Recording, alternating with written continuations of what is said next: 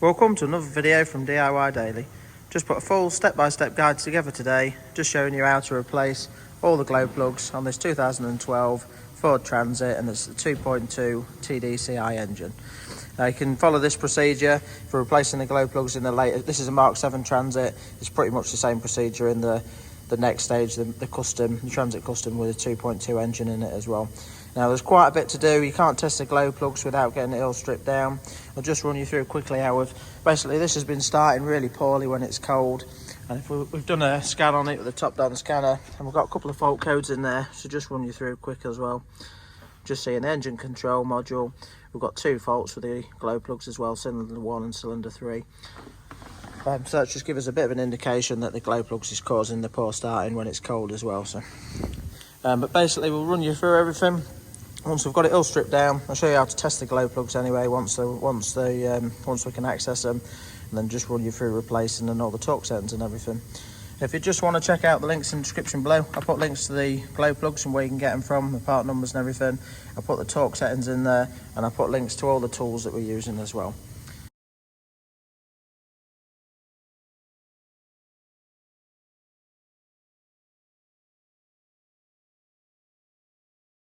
Just before we get into the video, if you haven't already subscribed to the channel, just click on the red subscribe button below to make sure you don't miss out on any future content. I've got quite a few other videos on some transit bits as well. The first step we're going to do is just take this air box out of the way. It's quite a straightforward bit. All we need to do is just remove this piece there. That just simply pulls out.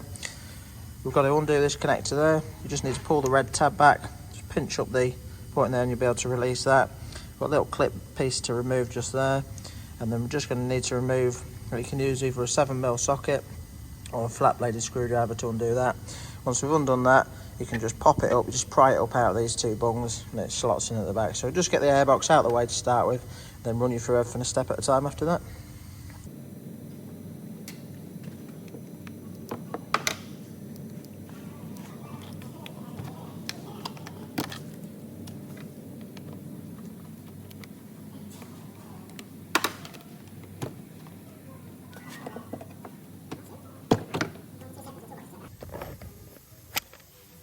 Right, so now that the airbox is out of the way, next thing we're going to do is just remove this top engine cover, and it's really straightforward to get out. You just need to remove the oil cap.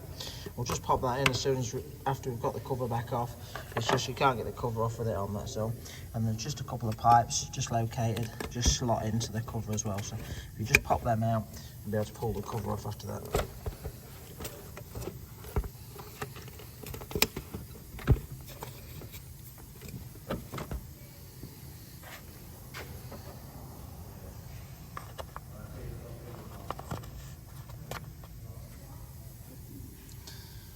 Right, so now that cover's off, next thing we're going to do, we're just going to get a few connectors out of the way just to give us a bit of access to the manifold. Basically, we're going to need to get the manifold out of the way to access the glow plugs. And all we need to do, we've got this loom just here that just needs unclipping, and you can just use like a clip tool just to pry the connector out of the way to get that one off. We've got this sensor is going to need disconnecting. We're going to need to take the boost sensor actually out, or you can just slacken it off and twist it around, but I just like to take them out if it comes out. A few little bits like this clip there. Basically we're going to try and unclip all this wiring loom and just pull it out of the way. So we're going to take the connector off the fuel rail there. There's another connector down there as well. Another connector just onto the EGR valve. That's like a Volkswagen style connector. You just need to put your flat bladed screwdriver in and just pop that bit back. And then just going to need to slacken off just on the dipstick tube, just a 10mm bolt, or 8mm actually, just on the back there. If you just undo that, it'll give us enough room to pull the dipstick tube back so that we can loop the wiring harness around it. So we're just going to get all that undone now and just pull the wiring out of the way just to give us a bit of access to everything.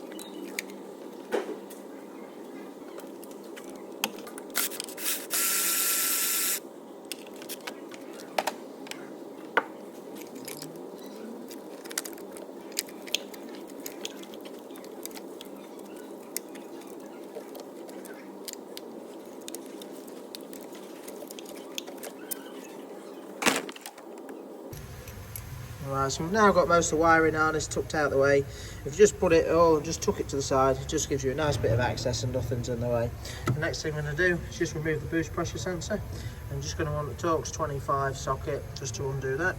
Then once we've done that, we're just going to remove the top section of the EGR, just the electronical bit. And if you just look down, I'm trying to show you. Basically it's got 4 Torx 30 screws in it. So we're just going to undo all 4 of them and just remove this top section of it. We do need to be careful. Once we've slackened everything off and it's ready to come off, you just need to really work it lightly, and as you pull it off, just gently sort of cup your hand underneath just to make sure that nothing drops out or anything like that. So we'll just run through that bit now and run you on to the step after that.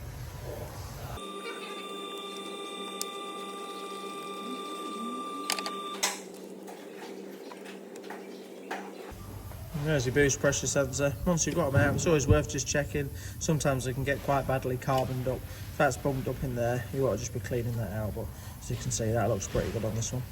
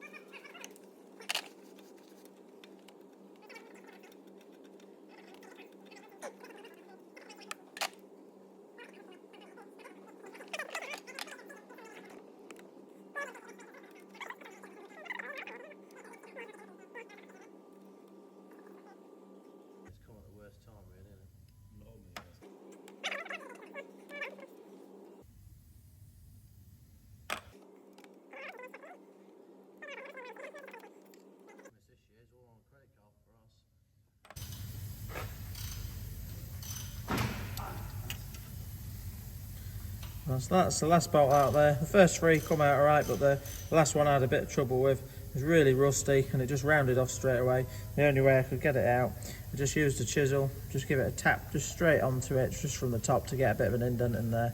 A couple of knocks to the side. It was a little bit awkward for access, but they're not mega tight. So once I've done that, I managed to crack it off. Then I could just wind it out with the Torx after that. So I'll just try and find a screw sort of similar size to that, but I'm sure we'll find one tonight. But now that's off, I'm just going to pull the EGR valve out, then we'll run you on to removing the inlet manifold.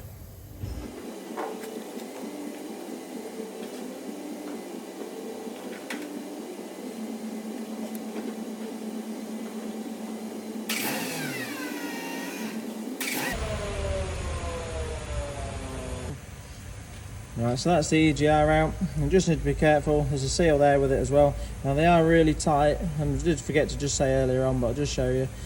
Once you've undone the bolts, the EGR can actually split into 2 parts, so you need to make sure it does split at this joint there.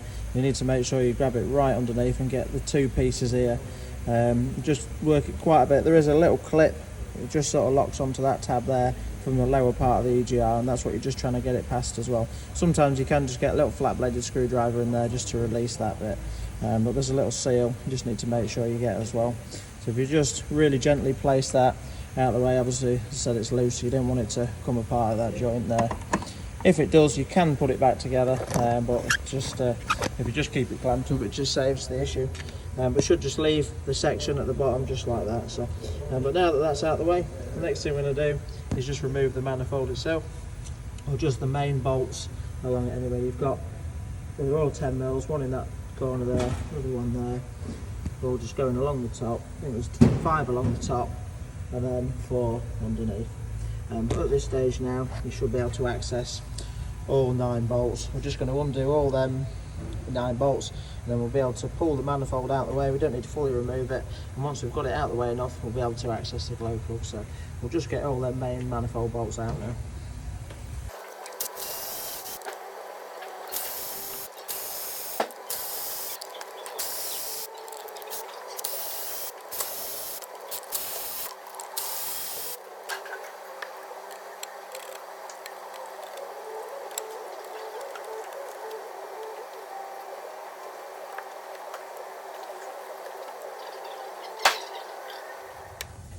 Right, so we've now got the inlet manifold pulled back enough to allow us access onto the glow plugs. There's a couple of different ways that you can do this. I have done it in the past with removing the manifold fully. You can take it off, clean it all out and put new seals on it as well.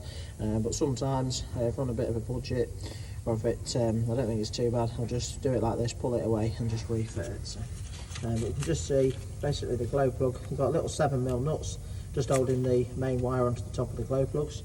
Obviously 4 of them, and they are, sometimes they can break off, but they are a captive nut, so when you undo them, they should stay attached to the little wiring harness section. So all we'll do now is just run along it, undo all the 7mm, take the harness out of the way, then we'll get the glow plugs out.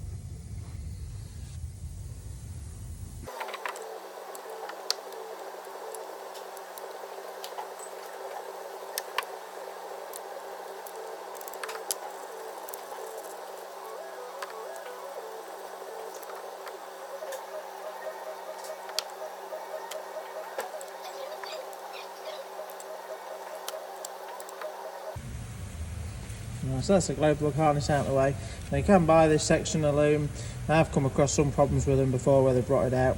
This one doesn't look too bad. You can see we're a bit green on there. But this is what I mean with the captive nut. The nut is actually part of the loom, which makes it loads easier when undoing and fitting them. You don't need to worry about the nut dropping off. Obviously they're a tiny little nut, you don't want to lose it. So you can just sit that aside now and we'll get the glow plugs out.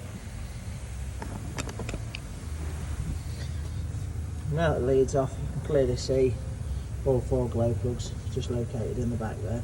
Now, you do need to be quite careful with glow plugs. You're just going to need a 10mm socket to undo them, but they sometimes can be quite tight, and because they're really thin, it's easy to snap them off. So basically, just be a little bit careful when you're undoing them. If it feels really tight, like it's going to snap, I'd probably advise not to risk replacing them. So we'll have a go at all these now and just see how they come out.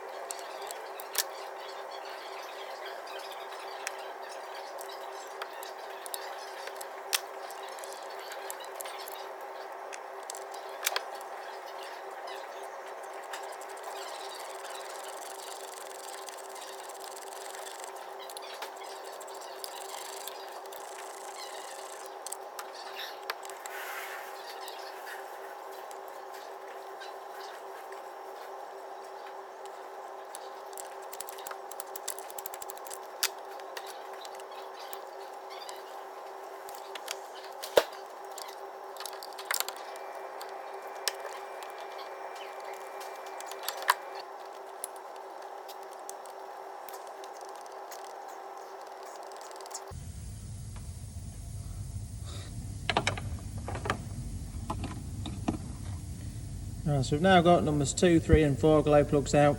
Now number 1 was mega tight. I didn't want to risk snapping it off.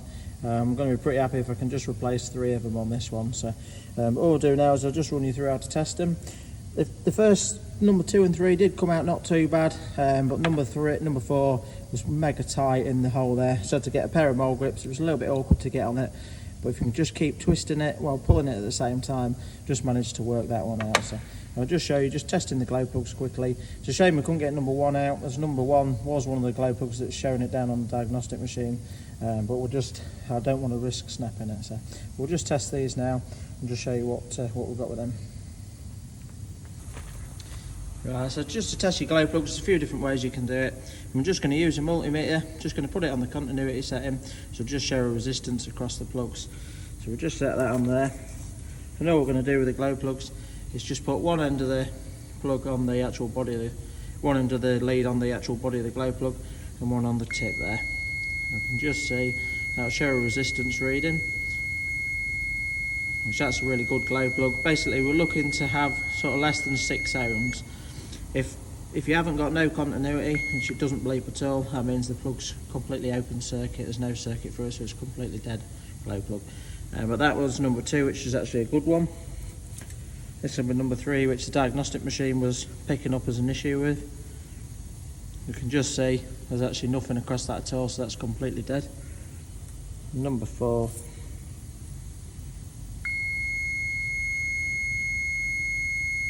See, that's dropping right down to 1 ohm, so that's actually a good glow plug as well.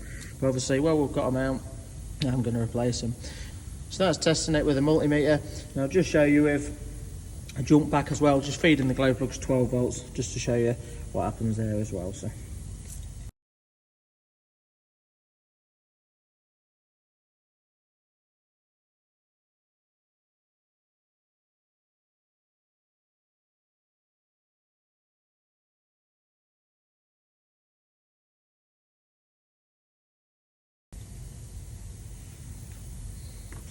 With the earth lead, just grab the body of the glow plug.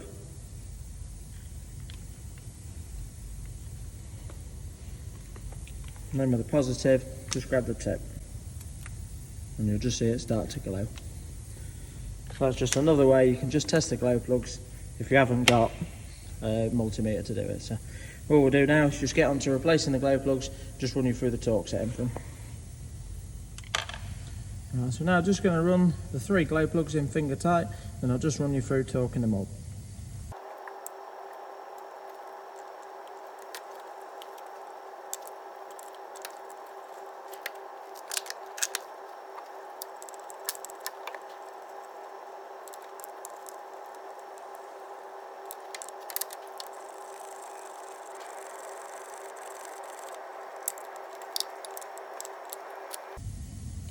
And I've just wound them all in, just with a really light nip. I'm going to torque them up correctly now.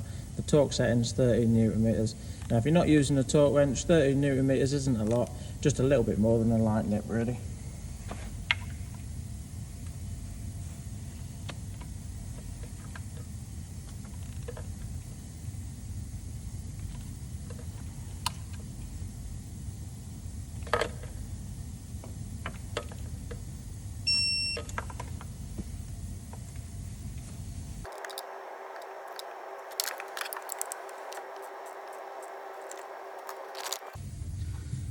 Right, so that's all the 3 glow plugs replaced. Next thing, obviously I've left number 1. Next thing I'm going to do is just refit the connector loom just while the manifold's out of the way. We'll just wind them up. Again, these just want quite a light nip on them, don't need to be too tight. And then once we've done that, I'm just going to fly through, just speed the video up a bit as we refit everything back as we took it apart. The torque settings for the manifold bolts are 25 Newton meters. We'll just speed through this step now and just get it all back together. But up to this stage now, just thought I'd put this video together just in case anyone wanted to have a go at replacing theirs. Obviously it's not quite as straightforward. There's a lot of glow plugs where you can just access them and see them all on top, but really it's not too bad to get access to them. So, but yeah, we'll crack on, just get it all back together.